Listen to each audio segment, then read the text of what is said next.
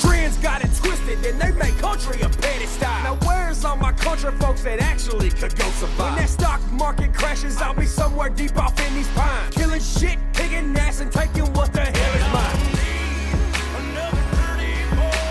How's it going, everybody? Flint from Flint and Steel Survival, bringing you a quick video. Well, probably not so quick this one. Bringing you a tag video from Guns UK 31. Sean over there tagged me. This is the 6-question survival tag. We'll just get right into it. What do you think of the terms prepper or survivalist? I am not a fan. I don't like them because they're too broad, you know. A prepper is anybody preparing for any type of disaster or any event out of their control. And a survivalist is a hard one to pin down because it's almost like a weekend hobby, or, you know, somebody training in the art of survival to go out there and actually survive one day, right? I know it's Flint and Steel Survival on the channel, but the longer I sit and think about it, I'm not really a survivalist. I'm just getting ready for the things that are going to come eventually one day, and I just want to make sure I'm as ready as possible. So, I don't know. I've just never been a fan of anything that markets to preppers or markets themselves to, like, you know, you're not a good prepper if you don't have this, or you need this to have your preps complete or something. I don't know, it just bothers me. So I kind of try to stay away from the products gearing themselves towards survivalists, unless it's like a water filter. Obviously it's hard to say that's for really any other reason unless you're a backpacker. But so yeah, I'm not really a fan of labeling things or people, you know. I kind of just like to let things be as they are. Next question. When did I realize I was a prepper survivalist? Well, I kind of realized the need to be prepping for stuff early on. I mean, my grandpa kind of imparted it to me. He's like, make sure you're ready all the time for every situation. And I kind of took that to heart because it makes sense. And I did most of the things my grandpa told me. So early on I started, you know, practicing with knives, learning snares and traps and all that stuff. You know, I just took an interest in the outdoors really early, and a lot of that has to do with my survival, I don't know, inclination, I guess is the word I'm looking for. But I couldn't nail down an age. It just kind of runs in the family, so I kind of joined onto it too. Next up is favorite TV series, book, or film. TV is kind of my least favorite thing. I used to watch Game of Thrones. I used to watch Walking Dead. Don't watch either anymore. You know, I'm going to probably go off in the... way off. My favorite TV series have always been South Park. It's always been Family Guy, Futurama, King of the Hill. Most of the animated Fox shows are what I really dig. I love Futurama. That's probably my favorite, so I'll go with that. My favorite book for the longest time was The Outsiders by S.E. Hinton. Also Rumblefish by them is pretty good. You know, I actually don't know if that's a man or a woman. I think it's a woman. S.E. Hinton. I don't know. You know what? Right after I stop this video, I'm going to go find out.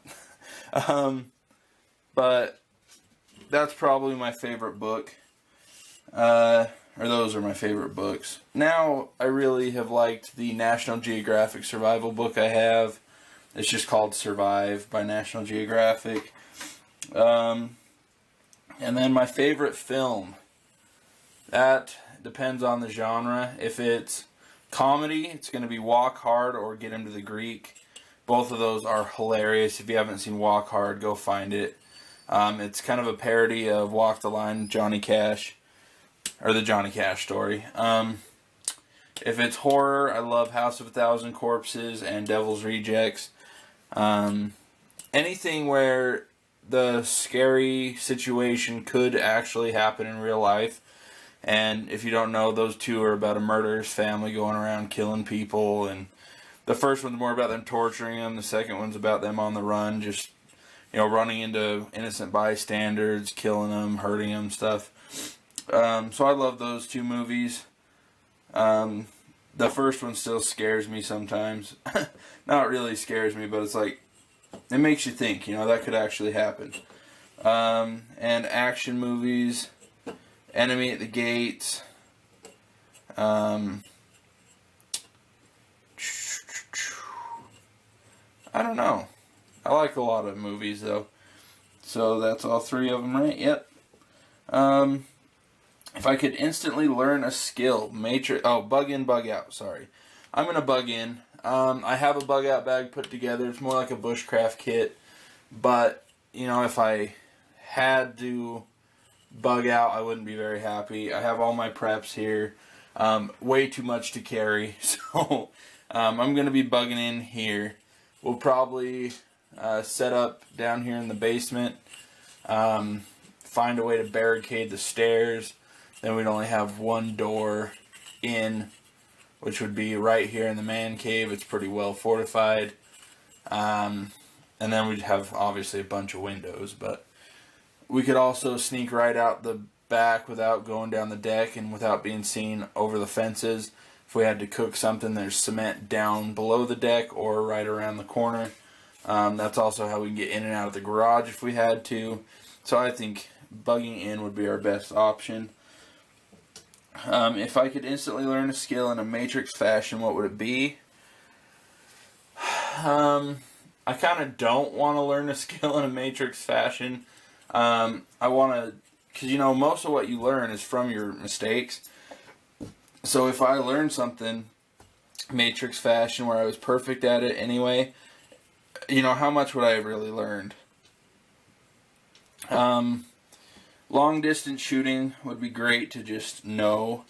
Wild edibles is huge for me. I don't know much about it. I've been studying the cards I got from, I believe, Southpaw Bushcraft in a contest win.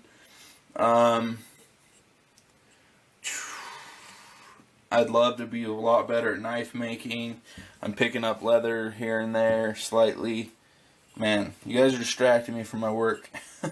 Trying to make a belt pouch for my dad. Yeah, I just want to be more well-rounded, I guess. It feels like all my expertise has been in knives, because that's what I've been into since I was really little.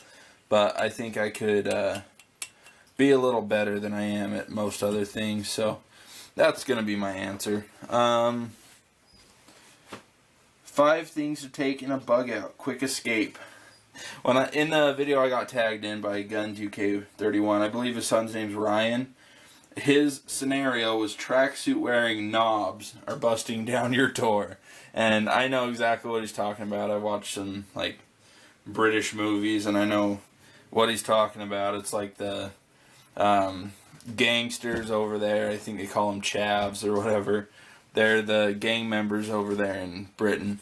But if they were busting down my door, what would I take? I'm going to take a knife. My knife of choice is probably going to be my Dark Wolf Knives rig here. It's got a ferro rod, it's got a sharpener, and the knife. Great all-around knife. I wouldn't have a problem with it. I'm going to take this here water filter. This is a Catadine water filter. This is the big hiker model. That would do a lot of water. I'm going to take a sidearm. This probably isn't the one I would take, but this is my new baby I got just today. This is my Ruger LCP. I needed something really nice and small. Smaller than my Kel-Tec and smaller than my Taurus. So I went with this. I bought me and my wife one today because she wanted a small carry gun. She doesn't really like shooting 9mm. 380 is obviously much smaller, so I bought that for her. And then I kind of got jealous because I wanted a really small gun. I've been looking at Derringers, but this holds more shots, and if you get the right bullets, they're equally devastating.